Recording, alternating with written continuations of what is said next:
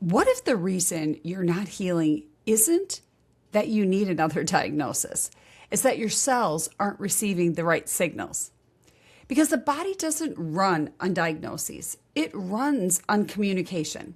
And peptides are one of the most powerful, most misunderstood tools we have for cellular signaling: immune balance, tissue repair, gut lining support, metabolic control, brain signaling, sleep cycles, and even sexual wellness. Today, I'm going to do what most people won't: define peptides in plain English for you, break them into categories by what they're best at, and tell you which ones are FDA approved on the list and which ones are commonly used off-label or investigational with the evidence that actually says these work.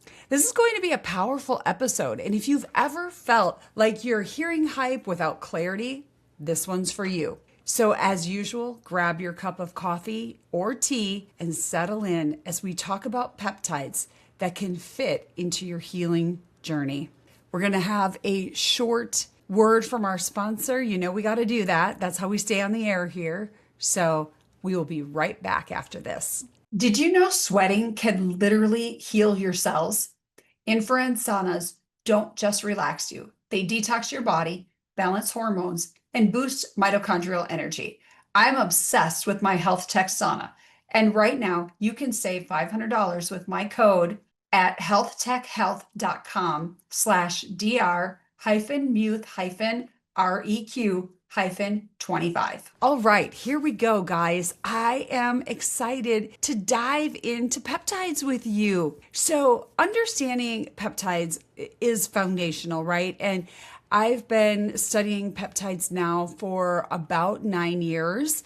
And I find that they are incredible.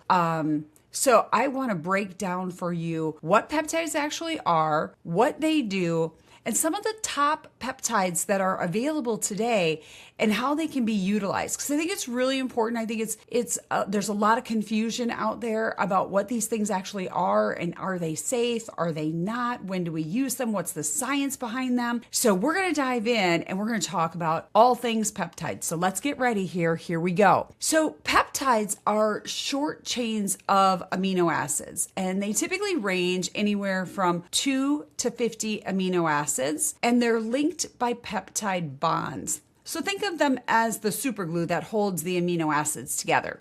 They sit between the amino acids, and they are full proteins in terms of their size and their complex structure. And what makes peptides particularly interesting in medicine is their role as signaling molecules. They're essentially the body's text messages, carrying specific instructions to cells and tissues. And unlike our proteins, which often serve as structural roles or act as enzymes, peptides typically function as hormones, neurotransmitters, and growth factors. And they bind to specific receptors on the cell's surfaces or within the cells. And they trigger this effect, it's like a cascade effect, of a biochemical reaction that ultimately changes the cellular behavior. So basically, it's changing the way the body's cell structure acts.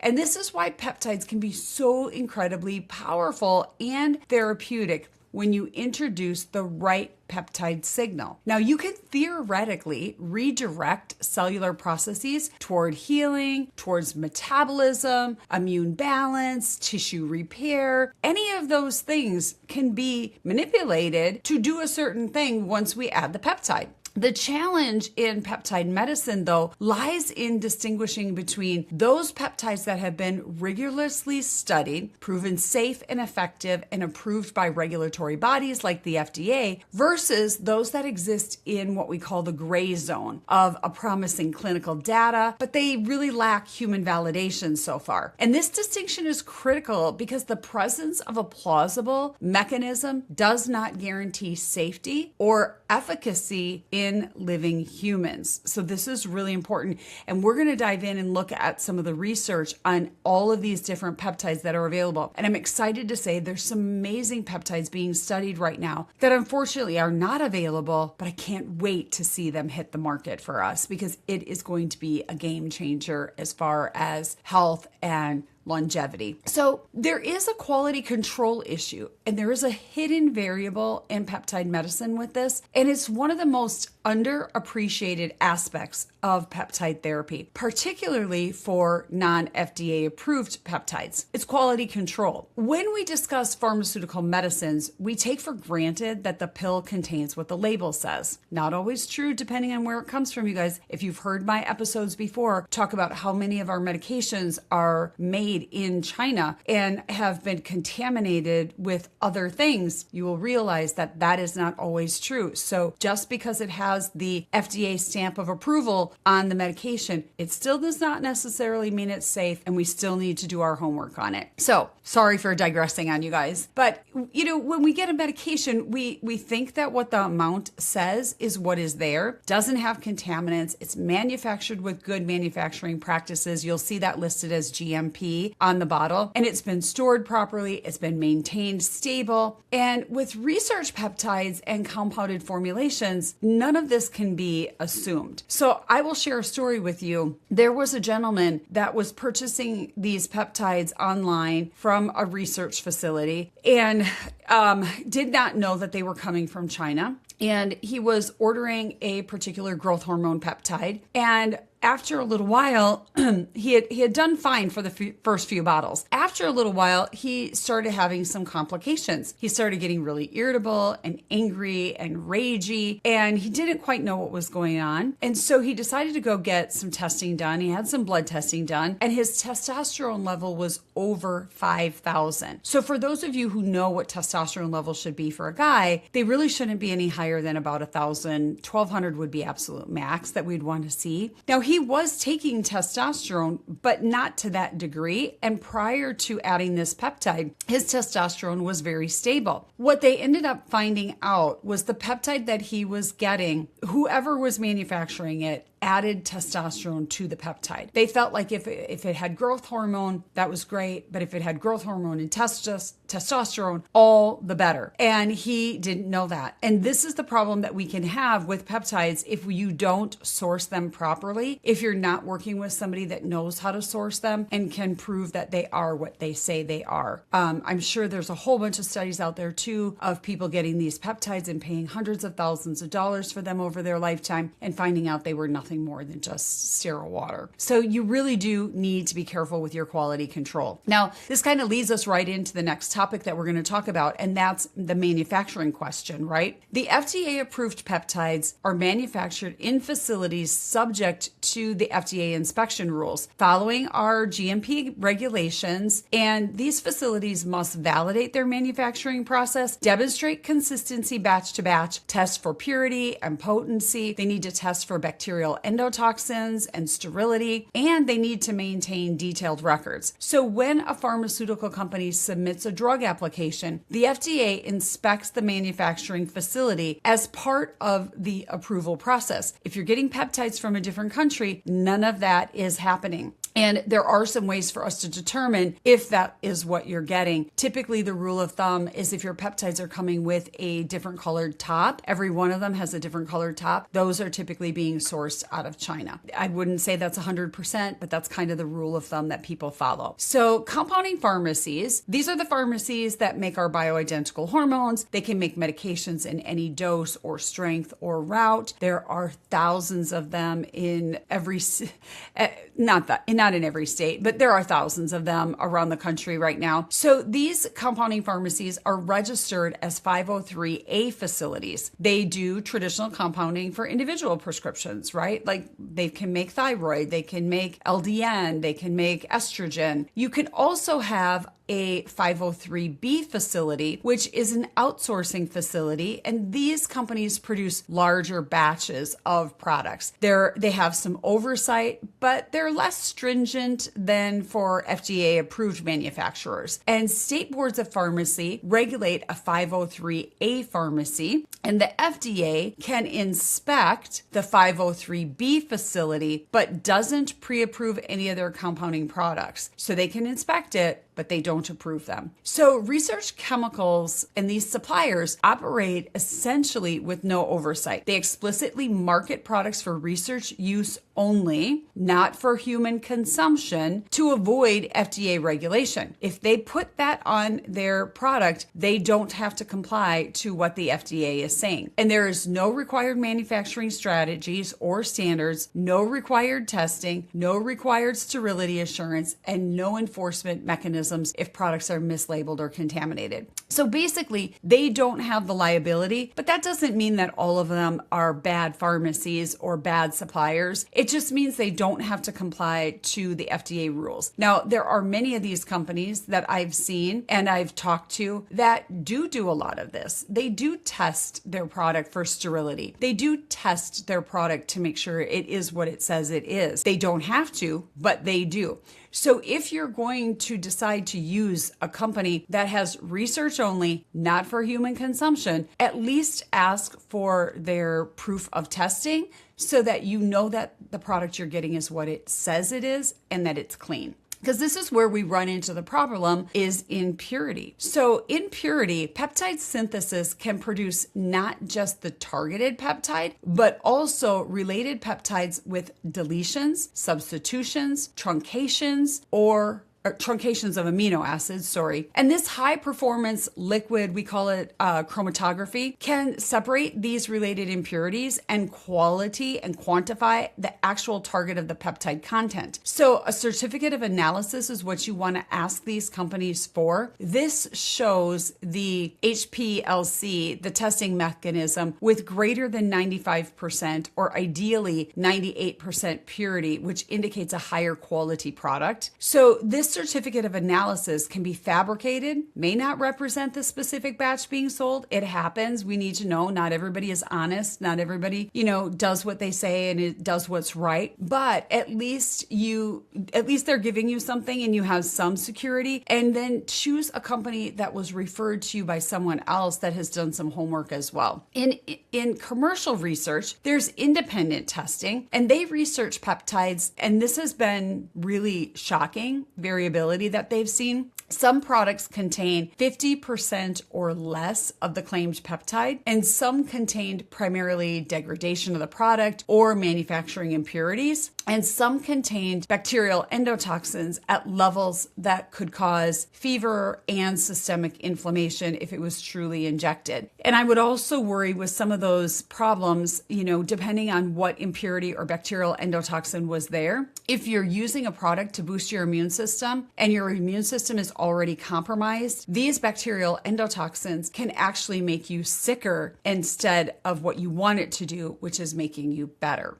So sterility is always an issue with anything that is manufactured, especially things that we're doing as an injection. Peptides are intended for injection. They must be sterile. They must be kept safe. And pharmaceutical manufacturers conduct this sterility testing on every batch. Compounding pharmacies should conduct sterility testing, particularly for high-risk compounded sterile preparations, and research chemical suppliers may or may not conduct any testing. So injecting non-sterile material can cause local infections, abscesses at the injection site, and or if the bacteria enters the bloodstream, could potentially be life-threatening and you could have sepsis. Now, excuse me, we saw this happen in a compounding pharmacy. It's probably been 10 years ago now, I think.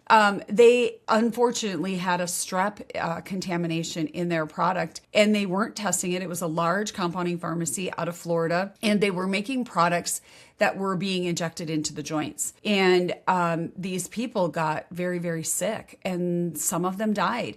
And some of them got very, very injured by this complication that happened. So it's not like this doesn't happen. It does, but it doesn't happen often. And that's what we have to know about. And so when we're talking with you guys about storage and stability, it's really important to make sure you maintain your peptides well. So many peptides are unstable at room temperature. They require refrigeration or freezing. We tell everyone to make sure you're refrigerating your peptides. That way there's no question about it.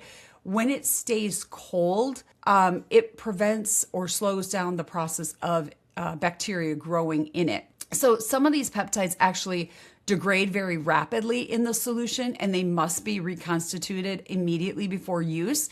And reconstitution of the peptides really has limited stability, often just days to weeks, not months. So improper storage, temperature, changes during shipping, or prolonged storage of a reconstituted product can lead to degradation into inactivity or potentially even a harmful breakdown of the product itself. So if you have a product that's been sitting in your refrigerator for a month or 2 months or 3 months or 6 months, just throw it away. It's not going to be any good. You're not going to actually get the peptide and the potency that you're looking for anyway out of it. And the potential of you introducing an endotoxin, a bacterial endotoxin, is quite high at that point. So you just really don't want to take the risk. Excuse me. So what should we do and what should patients do? Well, for any peptide therapy, we want to source our verification. Know where the peptide product comes from. Is it an FDA approved product? Is it a 503B compounding? A research chemical supplier? Is there a certificate of analysis? Request and review this COA, and you want it to show purity greater than 95%, but ideally greater than 98%. You want that identity to be confirmed by mass spectrometry. Sterility testing should be done. Bacterial endotoxin testing should be done. Batch number matching of the product that you received should be done. Proper storage, you want to know that this has been refrigerated or frozen as directed once it's been mixed. Look at the expiration dates for reconstituting your peptides. Track that reconstitution date and discard it accordingly, like we just talked about. Monitor for your adverse effects. Even with the perfect quality control, monitoring for adverse effects is essential with questionable quality, and vigilance is really critical here. I know it's frustrating for a lot of patients when they have to get several bottles and they only last a week or two. Right here, you guys, this is why they only last a short period of time, because once they're mixed, they start to degrade and they won't be good and you won't get the benefit from it. So it's really important with these research peptides specifically. Practitioners should recognize that all recommending products without quality assurance violates the fundamental medical principle of first, do no harm. If a patient is determined to use research peptides despite counseling, providing guidance on quality verification, requesting those COAs, using pharmaceutical grade sources when available, proper testing, this all reduces harm, but doesn't constitute necessarily that recommendation. Now, that being said, today it's very difficult to find peptides by the compounding pharmacies because of what the FDA has done. So most of the peptides that are available to us have been labeled not for human consumption, not because they're not good products, but because of what the FDA did. And this is how these companies have been able to continue to provide peptides to the medical community. And if you know you have a good company, then you're still taking the risk, right? But at the end of the day, the reason they're doing that is to protect themselves from the FDA from liability. So just kind of know that. There is some talk in the community with Bobby Kennedy that this is going to change and they are going to bring peptides back to the compounding pharmacies. Now, we don't know which ones they're going to bring back. Will it be all of them? Will it just be some of them? What's going to happen here? Is it going to go to the pharmaceutical companies like our GLP-1s did? We don't know what that's going to look like quite yet. but it is coming, and that is positive news. So let's talk now about FDA approved peptide medications. So this is the metabolic revolution, right? GLP-1 and our dual incretin agonists. This is an exciting time. GLP-1s are amazing. A lot of people are skeptical. A lot of people love them. A lot of people hate them. Whichever side of the fence that you're on, I understand. But I want to talk about the science of it today and what it actually means for people. So the story of GLP-1, glucagon-like peptide 1, represents one of the most significant advances in metabolic medicine in the past several decades. GLP-1 is an incretin hormone. It's gut-derived peptide that potentiates insulin secretion in response to food intake. And the body naturally produces GLP-1 in the intestinal L cells, but it rapidly degraded by the enzyme DPP-4, giving it a half-life of only about 2 minutes. So this rapid breakdown made it therapeutically impractical until researchers developed and modified the analogs that resist the enzyme degradation.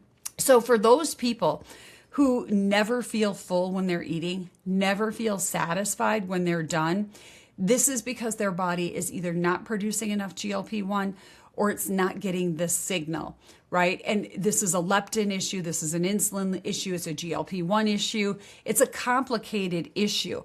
This is not anything that the person is doing wrong. It's what is happening to their body. And so GLP-1s have really revolutionized this. So one particular GLP-1 that we have is semaglutide. And this GLP-1 agonist is what changed everything in the world of metabolic medicine. Semaglutide is marketed as Ozempic for type 2 diabetes, and it's marketed as Wegovy for chronic weight management. It is a modified GLP-1 analog with 94% amino acid sequence, homology to human GLP-1. So it means that it's just like our own GLP-1 that we make. This modification includes specific amino acid substitutions and the addition of C18, a fatty acid chain, which allows the peptide to bind to albumin. Now, this albumin binding dramatically extends the half-life to approximately 1 week, enabling 1 weekly dosing, which is a major advantage over the earlier GLP-1 agonists that require daily or twice daily injections. The mechanism by which semaglutide works is multifaceted. At the pancreatin level, it binds to GLP-1 receptors on the pancreatic beta cells, enhancing glucose-dependent insulin secretion. This glucose dependency is crucial. It means the peptide only stimulates insulin release when blood glucose is elevated. This dramatically reduces the hypoglycemic risk compared to insulin or even sulfurias. Simultaneously, semaglutide suppresses glucagon secretion from pancreatic alpha cells, further improving glycemic control. This is really amazing because over the years when we've used insulin, which is also a peptide, by the way, you had to dose it just right, because if you didn't, you would produce so much insulin that it would crash the blood sugar. And then somebody would have too low of a blood sugar. They'd be hypoglycemic and they'd have to eat more sugar. And then they'd have to modify the insulin again. And the person would be going up and down, up and down, up and down all day long. And that created a lot of problems for people. And so this helps to stabilize that so it is not such an intense change. Now, in the GI tract, semaglutide delays the gastric emptying, particularly pronounced during the initial weeks of therapy. This slowing of the gastric emptying contributes to the sensation of being full and early satiety that patients often describe. However, this effect tends to attenuate over time as the body adapts through the appetite suppressing effects generally persist through central mechanisms. So when we talk about what is actually happening? We're slowing that digestive process down. That's why people aren't so hungry. That's why they're not eating so much. This is why people can develop constipation with these products, because it's slowing the body's digestive tract down. Now, some people will call this gastroparesis. Gastroparesis is actually different. It is when we lose control over what's happening in the colon, like the nerves and things like that just stop working. I have never seen that with the GLP-1s that we prescribe in microdosing. It's been documented. It can happen. But again, a lot of it is dosing, and a lot of it is staying on top of your client and what's happening and what's going on and what you're doing, and making sure that they do have good motility still. So a lot of these things can be mitigated if you have problems with them. Now, one of the most profound effects of semaglutide occur in the central nervous system. GLP-1 receptors are widely distributed in the brain, particularly in the hypothalamus and the brainstem area, where we are involved in appetite regulation. So when Wilding and colleagues published their landmark Step 1 trial in the New England Journal of Medicine in 2021, they demonstrated that participants receiving 2.4 milligrams of semaglutide weekly achieved an average weight loss of 14.9% of their body weight over 68 weeks. Now, I want you guys to really understand this. We're talking roughly 15% body weight loss over a year, longer than a year. 52 weeks is a year, right? This is 68 weeks. So it took longer for them to lose. We're not talking about giving somebody a dose to lose 15% of their body mass in a month or two. That is not healthy for any of us. That is not what we're talking about doing here. Now, they compared this to placebo, and the placebo was only 2.4%. So that is a significant difference. And even beyond the numbers, patients reported something very qualitatively different, a reduction in what's now called food noise. Everybody knows what food noise is. We've talked about this long before GLP-1. It's that craving. It's that part of your brain that just keeps thinking about, I want to eat something. You know, that was actually reduced, and they didn't expect to see that happen. Now, this refers to the constant mental preoccupation with food, the intrusive thoughts about eating, the difficulty in feeling satisfied. Semaglutide appears to modulate reward pathways in the mesolimbic system, reducing hedonic eating and food cravings. Now, there are also great cardiovascular effects of semaglutide that extend beyond weight loss.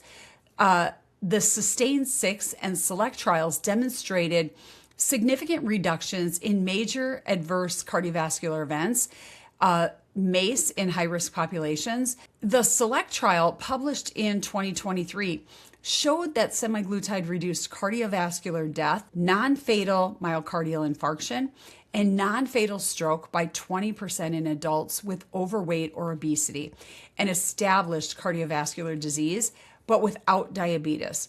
So this suggests that mechanisms beyond glucose control and weight loss, possibly including anti-inflammatory effects, improvements in endothelial function, and favorable changes to lipid profiles. Now, I will tell you, the clients that I work with that are on GLP-1, they will tell you that their inflammation has been significantly reduced. We are also seeing really amazing results in lipid profiles. Part of it's weight loss, but there is a component to this that is lowering the triglyceride levels because it's related to sugar and how the body's processing it. And we're seeing better profiles, less need for statins as a result of that. If you want to listen to my episode on statins, I have one on that. They are not my favorite medication. I think it's overprescribed and overused, and not really affecting or addressing the problem. So these things can really be helpful. There's also some ramblings going on with GLP-1s saying that they may be able to help with addiction in the future because of where they're finding it affecting the brain and how it affects the food noise and the cravings that we have for food and the addiction for food. Could it potentially help with other addictions down the road? We'll have to wait and see on that one. So Semaglutide's FDA prescribing information also includes a boxed warning about thyroid C-cell tumors. So in rodent studies, semaglutide caused dose-dependent and treatment duration-dependent C-cell tumors at clinically relevant exposures. So while it's unknown whether or not semaglutide causes thyroid cancer tumors in humans, and the rodent thyroid biology differs significantly from humans, the drug is contraindicated in patients with a personal or family history of medullary thyroid carcinoma, or in patients with multiple endocrine neoplasia syndrome type 2.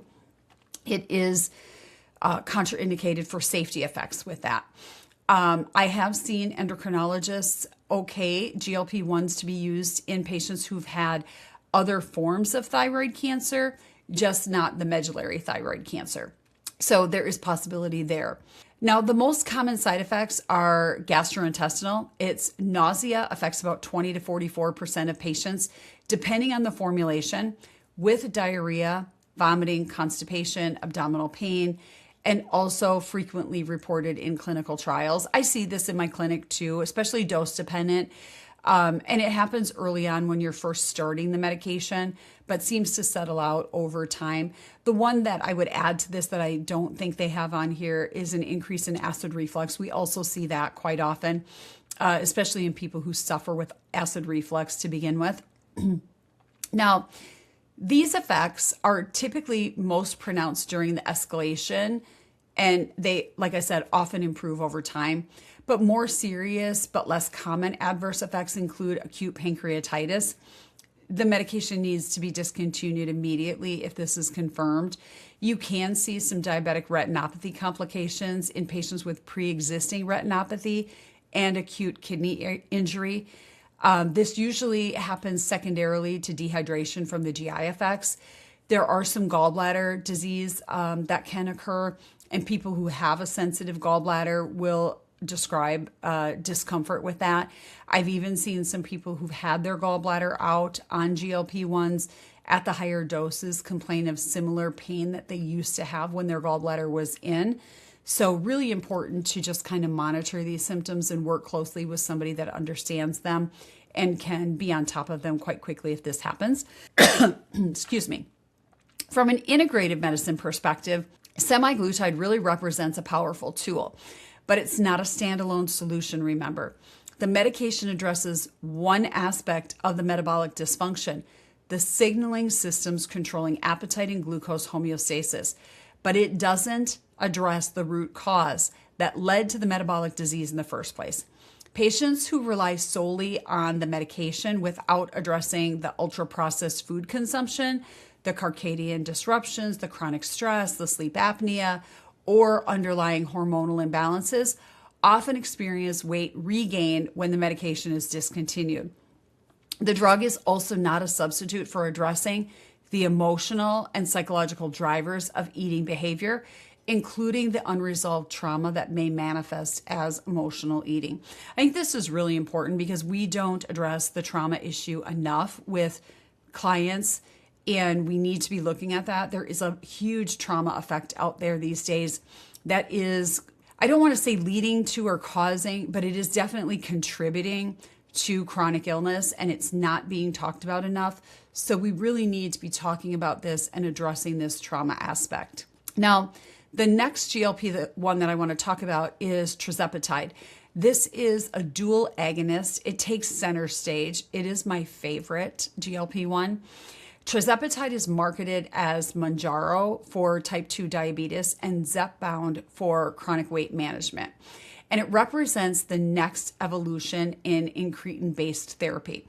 This is a dual agonist, a 39 amino acid synthetic peptide structurally based on the human glucose-dependent insulin-tropic peptide, so GIP sequence, but modified to activate both the GIP receptors and the GLP-1 receptors.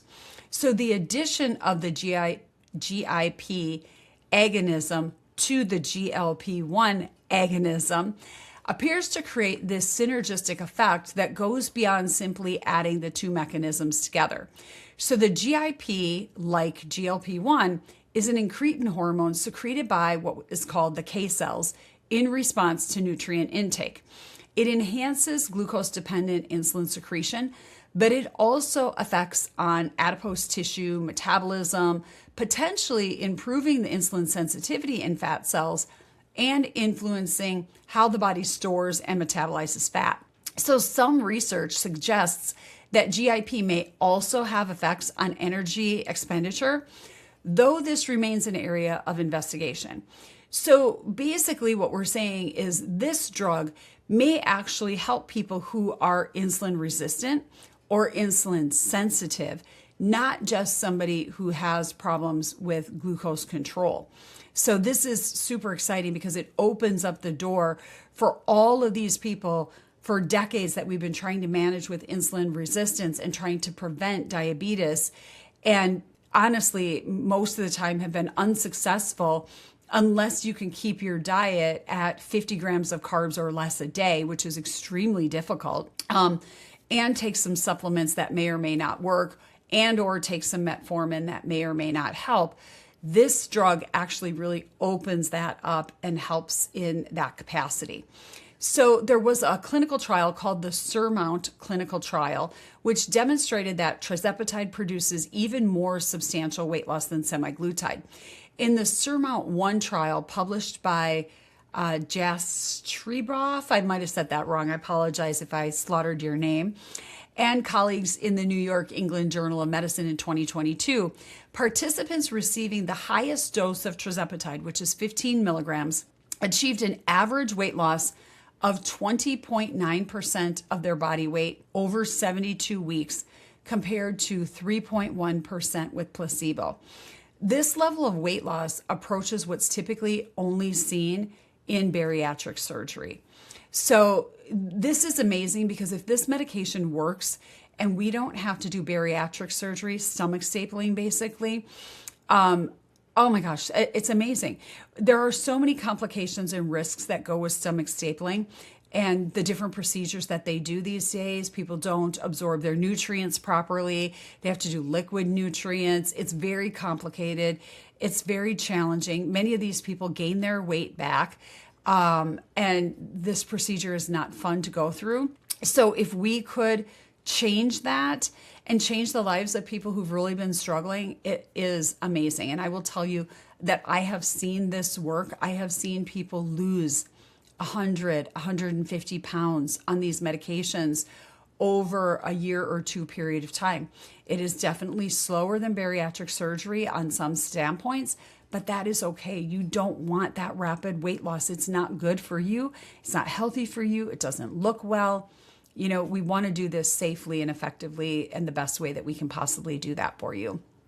Now, the adverse effect profile is similar to semaglutide. It's dominated by gastrointestinal effects, nausea, diarrhea, decreased appetite, vomiting, constipation. These were all commonly reported in the SURMOUNT trials. And like semaglutide, tirzepatide carries a black box warning regarding the thyroid C-cell tumors based on the rodent data. And it shares the same contraindications in patients with a family history of thyroid cancer and men too.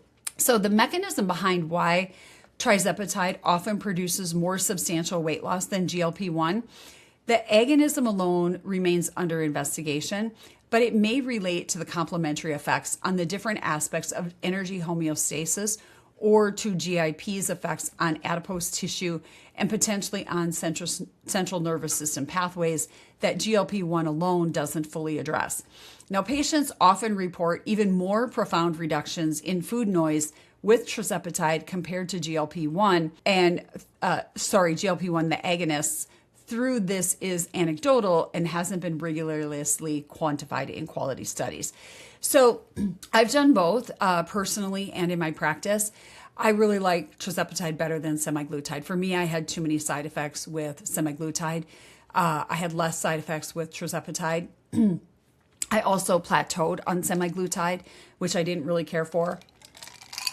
And with tirzepatide, I haven't plateaued, and I've been able to lose about 25 pounds in a year and a half. And I've been able to maintain that And I continue to use it because I do have a strong family history of cardiovascular disease. And if this could help me so that I don't follow my family lineage with cardiovascular disease, I am all for trying to do that. I've watched too many of my family members suffer from this. I've lost my dad at a very young age. I lost my grandfather at a young age to it, all of their brothers to this. And I don't want to be that same person. So that is why I chose to do that. And I think it's really important for us to take a look at that and understand that. Now, I know this has been a really long podcast, and I don't typically do podcasts this long. I have a whole host of information on additional peptides. So I'm going to break this up for you guys, and I'm going to do another episode, and we're going to pick up where we left off here with these peptides so that we can actually start to dive into different peptides as well. So check out my next podcast show when we're going to dive into the peptides that talk about sexual wellness, immune function, and all the other cool things that we can do with peptides. So until then, remember to like, share, and subscribe. It really helps us get out to other people and share our information. And join us for our next episode as we continue the talk about peptides. Welcome to Let's Talk Wellness Now, where we bring expert insights directly to you.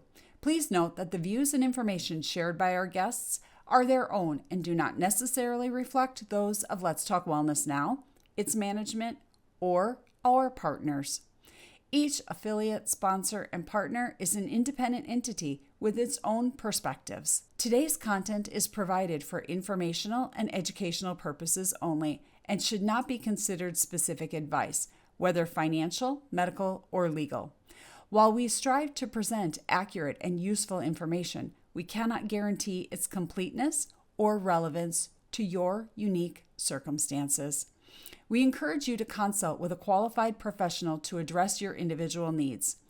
Your use of information from this broadcast is entirely at your own risk.